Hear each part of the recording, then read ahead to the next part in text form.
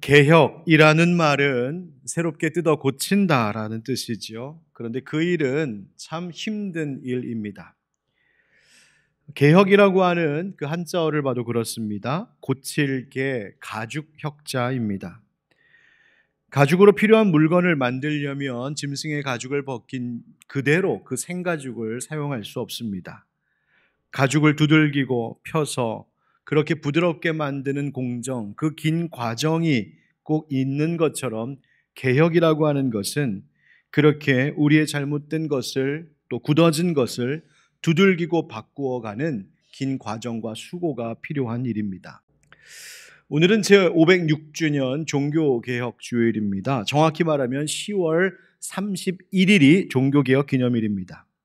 저는 이날이 되고 이 주간만 되면 이 설교 때마다 반복해서 하는 이야기가 있는데 우리가 다시 되새기고 또다시 리폼, 다시 고쳐야 할 것들이 있기에 오늘도 또 말씀을 드리려고 합니다. 예수님께서 부활 승천하시고 엄청난 핍박과 박해를 받아야 했던 기독교인들은 숨어 모여야 했습니다. 그랬던 초대교회 기독교 성도들은 313년 로마 콘스탄티누스 황제의 칙령에 따라 그 기독교가 공인, 즉 공식적으로 인정됨으로 이제는 숨어 있었던 그 자리에서 나와 무서운 박해로부터 벗어나 자유롭게 믿음 생활을 할 수 있었습니다. 그렇게 세상으로 뻗어나가기 시작한 당시 고대 교회는 5개의 교구로 나뉘어져는 있었지만 그러나 여전히 하나의 기독교 교회였습니다. 그러던 중 1054년 그 하나였던 기독교 교회가 동방교회와 서방교회로 나뉘게 되지요. 이때 나뉘었던 동방교회가 바로 지금까지 이어져 오는 동방정교회, 그래서 그 안에는 그리스 정교회, 러시아 정교회, 이디오피아 정교회 등이 있는 것이고요. 그리고 또 한편 한 줄기가 바로 서방교회, 우리가 잘 아는 로마 가톨릭 교회입니다. 그렇게 크게 두 교회로 서방과 동방교회로 나뉘어 오던 중 교황 중심의 서방교회, 바로 로마 가톨릭 교회는 점점 부패하기 시작했습니다. 성직자들이 권력을 쥐고 교회와 수도원들이 재산을 축적하고 무엇보다 성경의 진리를 왜곡하여 바르게 전하는 말씀이 없었습니다. 예배는 미신화되어 가고 그렇게 중세교회는 영적으로 심각한 암흑기를 보내게 되죠. 그러던 중 16세기 로마 가톨릭 교회에서 개혁을 주창하며 분리되어 나온 것이 바로 개신교입니다. 바로 이러한 역사, 그 개혁의 역사를 종교개혁이라 하고 그 신앙의 전통을 개혁신앙이라고 말하며 그 신앙의 바탕 위에 세워져 온 교회를 개혁교회라고 부르고 있습니다. 그래서 바로 우리 장로교회도 이 개혁교회에 속하는 것이고요. 감리교, 침례교, 루터교, 성공회, 오순절 등 바로 모두 이 개혁교회 안에 포함되어 있습니다. 따라서 기독교는 크게 보면 큰 세 줄기로 이 세계에 존재하고 있습니다. 바로 동방정교회, 그리고 로마 가톨릭, 그리고 우리 개혁신앙을 가진 개신교, 그렇게 기독교는 세 줄기로 지금 나뉘어져 있습니다. 바로 이 종교개혁, 개신교가 시작되었다 말할 수 있는 이 종교개혁을 기념하는 날이 10월 31일인데 그러나 10월 31일이 가까이 오면 이 세상은 오히려 온통 할로윈 문화로 가득해지기 시작합니다. 1년 전 이태원에서 너무나 가슴 아픈 참사가 있었음에도 불구하고 그것에 대한 추모는 추모고 또 여전히 할로윈 축제를 즐기려고 하는 젊은이들은 거리로 유흥가로 몰려나와 들끓고 있는 모습을 뉴스를 통하여 보았습니다. 우리에게는 사실 낯설었던 이 할로윈 축제를 아이들과 젊은이들이 자연스럽게 즐기게 된 요즘 시대, 그러나 저는 오늘 이 설교의 자리에서 다시 한번 10월 31일은 할로윈 축제의 날이 아닌 개신교의 시작이라 할 수 있는 종교개혁 기념일이라는 것을 더 강조하고자 합니다. 이 종교개혁의 정신이 무엇일까? 바로 여기 여러분 보시는 오른편에 있는 것인데요. 앞에도 화면에도 나오겠지만 한번 저를 따라해 보시겠습니까? 오직 믿음, 오직 은혜, 오직 그리스도, 오직 성경, 오직 하나님께 영광. 예, 오늘 제 설교가 조금 지루하면 그냥 이거 계속 외우고 가십시오. 예, 이거 보면서. 이거라도 마음에 새기고 가셔야 됩니다.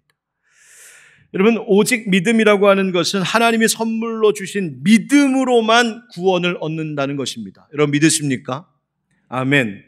오직 은혜라고 하는 것은, 그래서 인간은 사람의 공덕, 사람의 업적으로 구원을 얻는 것이 아닌 오직 하나님의 은총으로만 의로워져 구원 얻을 수 있음을 고백하는 것입니다. 여러분도 동의하십니까?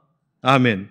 오직 그리스도란, 그러므로 우리의 의가 되어주신 그리스도만이 십자가의 죽음과 부활을 통하여 인간을 구원하신 참 메시아 구세주이심을 고백하는 것이요. 오직 성서라고 하는 말은 그러기에 그분이 주신 그 말씀, 바로 성서가 교회의 어떤 전통, 어떤 역사보다도 교회의 가장 우선되는 권위는 성경에 있다라고 고백하는 것입니다. 그리고 하나님께, 오직 하나님께 영광은 먹든지 마시든지 뭘 하든지 사람의 영광을 위한 것이 아닌 오직 하나님께서 영광 받으시기 위해서 행하는 것임을 고백하는 것입니다. 여러분, 오늘 이 5가지 이 신앙의 고백이 여러분 가운데 있습니까? 여러분 있으십니까? 아멘. 하나님은 시대마다 잠자는 영혼을 깨우고 영적으로 암울한 세상에 빛을 비추는 개혁가들을 세우셨습니다. 구약 성경에 나오는 그 이스라엘 역사 속에 있는 여러 선지자들은 그야말로 개혁가들이었습니다. 우상 숭배를 책망하고 회개를 촉구하는 하나님의 대언자들이었습니다. 유다 왕국의 왕들 가운데도 이런 개혁의 기치를 든 자들이 있었습니다. 아사 왕, 요시야 왕, 히스기야 왕 같은 자들, 우상을 타파하고 산당을 제거하고 율법을 다시 백성들에게 가르치며 하나님의 말씀대로 사는 것을 교육했습니다. 하나님이 정하신 절기를 회복하고 하나님의 거룩한 성전을, 회파된 성전을 보수하기도 했습니다. 신약시대에 와서 세례 요한은 그야말로 회개를 촉구했던 광야의 개척자였습니다. 개혁가였습니다. 예수님도 그랬습니다. 예수님도 개혁가이셨습니다. 외식하던 바리새인을 엄히 책망하시고 진리를 선포하시면서 세상을 바꾸시는 그야말로 예수님은 개혁가이셨습니다. 그리고 그 예수님의 개혁 운동의 가장 정점에는 바로 십자가가 있었습니다.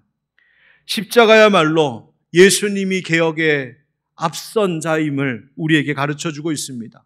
어떻게 말입니까? 폭력으로 얼룩진 자들에게 예수님은 평화를 선포하셨고, 죽음으로 가득한 이 세상 가운데 예수님은 십자가의 죽음에서 이기시고 부활하심으로 생명을 선포하셨습니다.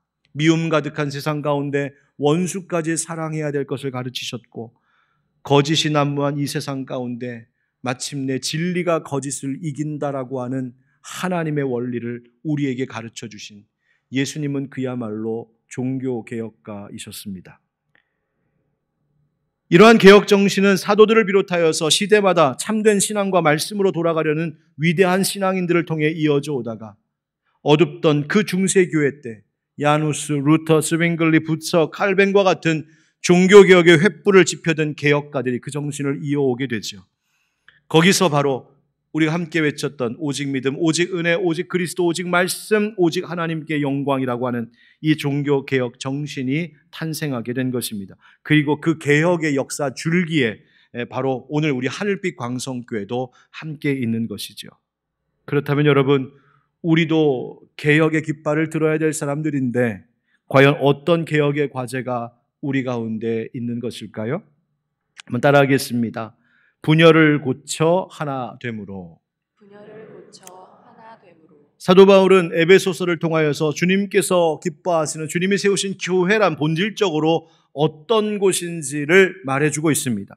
4절부터 6절, 오늘 본문 앞서 있는 4절부터 6절 말씀을 보면 교회란 한 분이신 주를 믿는 바로 하나의 믿음으로 모인 자들이라고 말하고 있습니다. 한 성령 안에서, 한 소망 안에 부르심 받은 하나의 몸이라는 것입니다. 그렇게 우리는 하나 되어야 되고 일치되어야 된다는 것이죠.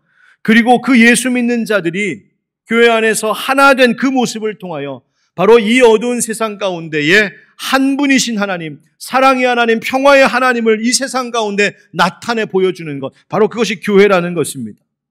자, 그렇다면 우리는 지금 어떨까요? 오늘날 기독교는, 오늘날 한국교회는, 아니 다른 교회 보기 전에 우리 하늘빛 광성교회와 성도들은 과연 지금 분열을 넘어 분열을 고쳐 그렇게 하나됨으로 나아가고 있을까요? 여러분, 오늘날 그리스도인들, 현대 그리스도인들의 신앙에 대해서 이야기할 때 종종 신앙의 사유화라고 하는 말을 쓸 때가 있습니다.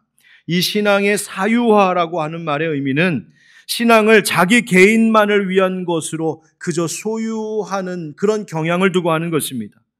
매우 자기 중심적인 이기적인 신앙생활인 것이죠. 그래서 자기 경험과 개성과 자기 중심의 생각이 신앙생활하는 데도 우선되어 있습니다. 내가 생각하는 것이 다 맞고 내가 경험하고 내가 배운 것이 전부고 나도 기도하는 사람이니 내 뜻이 옳다고. 그래서 그러다 보니 다른 사람들이 나와 조금 다르면 내가 경험하고 내가 생각했던 것과 다르게 말하고 행동하면 그것이 잘못되고 틀렸다고 판단하고 정죄하는, 여러분, 이것이 얼마나 악하고 교만한 태도인지요. 우리가 아무리 많이 안다 한들 어떻게 하나님께 대하여 하나님의 전부를 알 수 있겠으며, 우리가 많이 경험하고 배웠다 한들 하나님이 하시는 그 깊고 심오한 일을 어떻게 우리가 다 이해할 수 있겠습니까? 그런데 자기 중심적인 신앙인, 자기의 생각과 자기의 신념과 자기의 방식과 자기 스타일에 매몰되어 있는 그런 자기 중심적인 개인주의적이고 이기적인 신앙인은 결국 다른 사람들과 차별을 두며 우리로 하여금 자기의 의를 주장하게 하고 우리를 분열하게 하고 불화로 공동체를 얼룩지게 하는 것입니다. 그래서 오늘 본문에도 13절 상반절에 주님은 이렇게 바울을 통하여 말씀하십니다. 우리가 다 하나님의 아들을 믿는 것과 아는 일에 어떻게 되어라고요? 하나가 되어라고요. 여러분, 교회는 다시 하나 되어야 됩니다. 하나가 되는 것, 우리가 연합하고 일치하는 것, 그것이 하나님 영광을 나타내는 것입니다. 여러분, 교회는 하나됨이 필요합니다. 마귀가 교회를 공격하는 가장 큰 무기는 분열과 다툼입니다.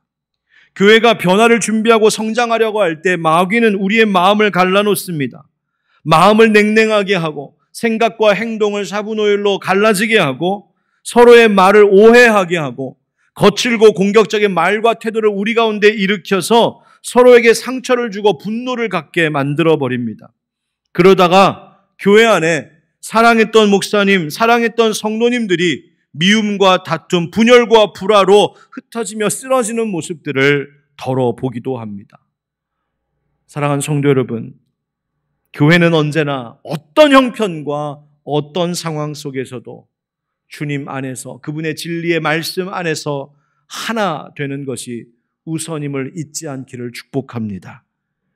어떻게 해야 우리가 분열을 고쳐 하나가 될 수 있을까요? 바로 우리 자신의 개혁이 필요합니다.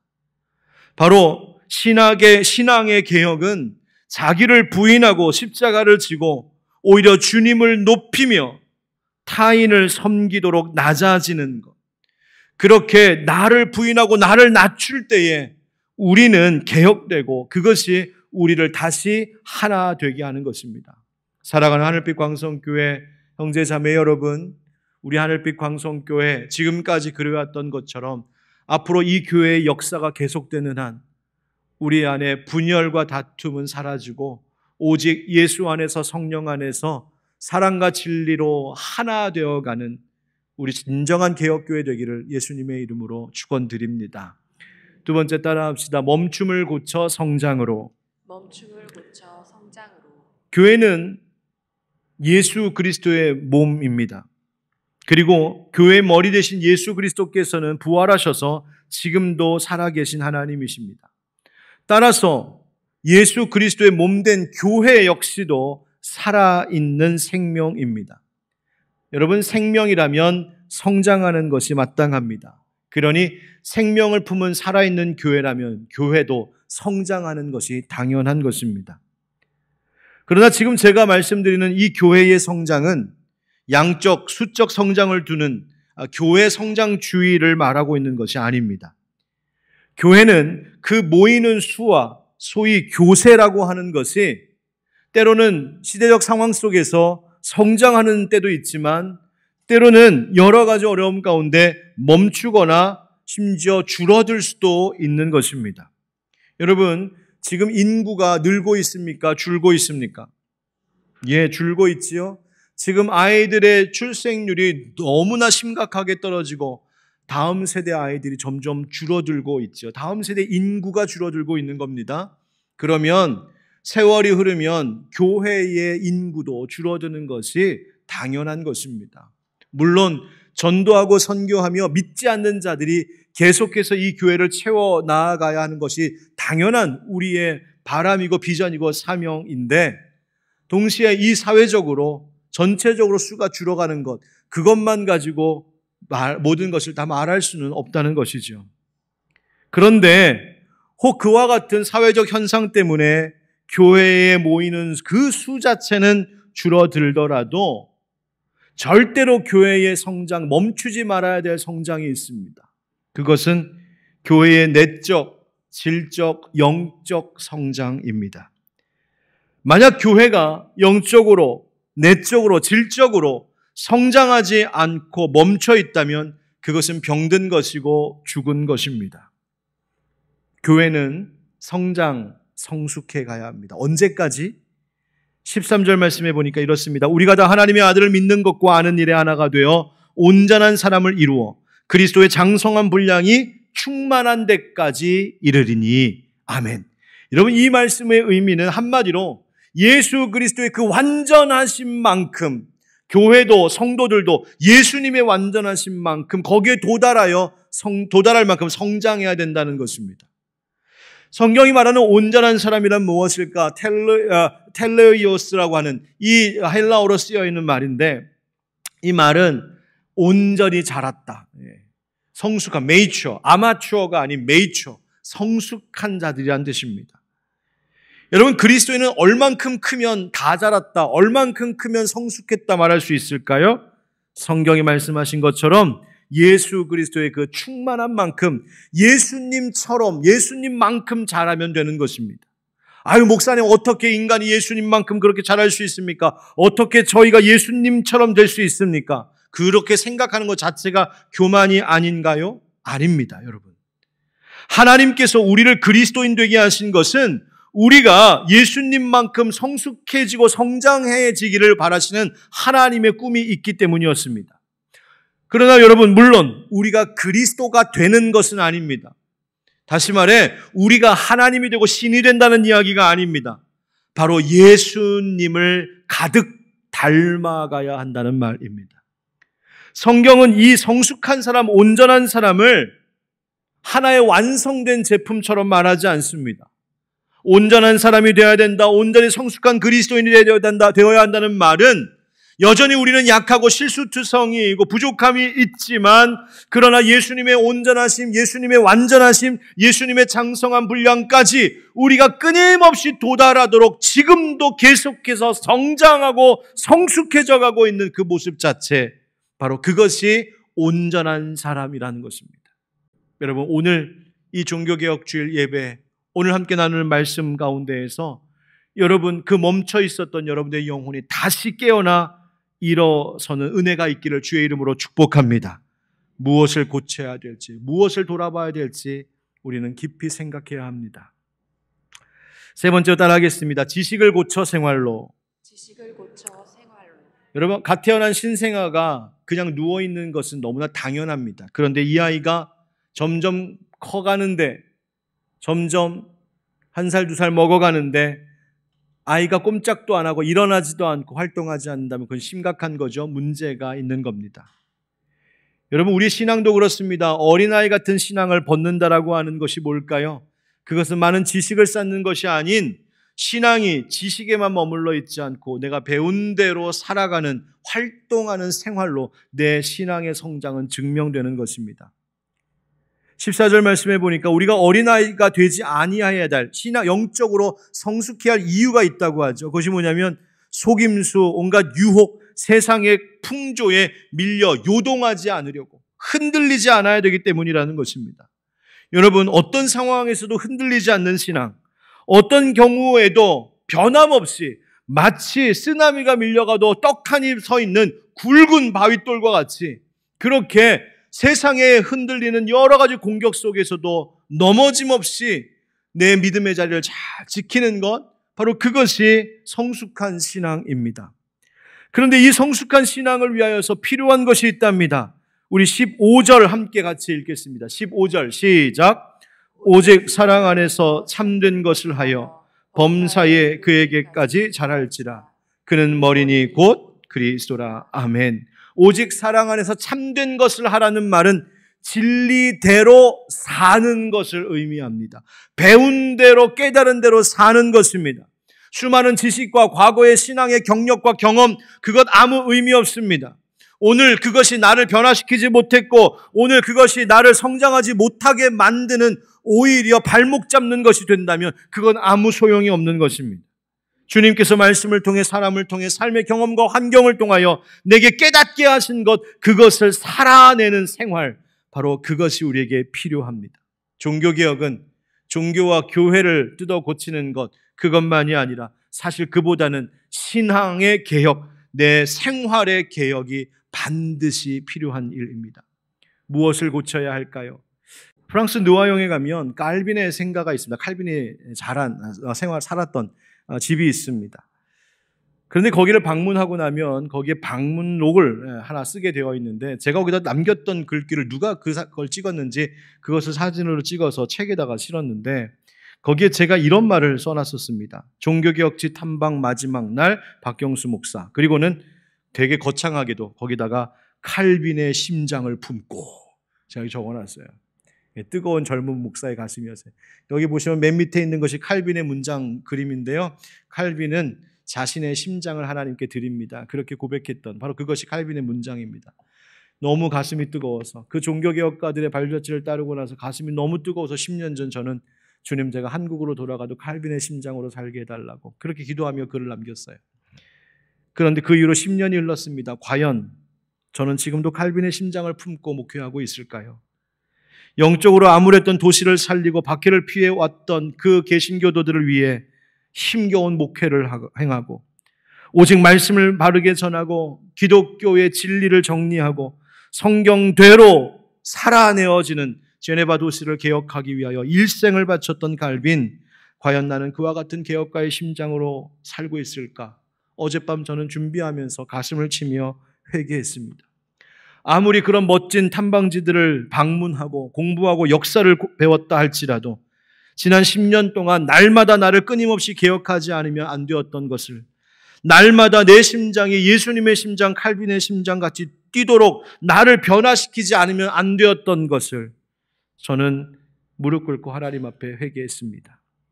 개혁교회는 영원히 개혁되어야 된다는 말이 있지요.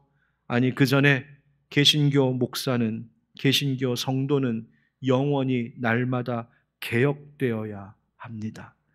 사랑하는 성도 여러분, 오늘 이 예배를 마치고 돌아가시는 발걸음에 과연 내 안에 고쳐야 할 것이 무엇이라고 성령님이 말씀하시는지 귀 기울여 들어보시고, 이 종교개혁 주일이 그저 한 과거 역사를 기념하는 이벤트의 날이 아니라 오늘 굳어지고 화석처럼 완악해진 우리의 가슴을 치며 회개하는, 다시 우리가 깨어나고 변화되는 그 시작이 되기를 주 예수님의 이름으로 축원드립니다.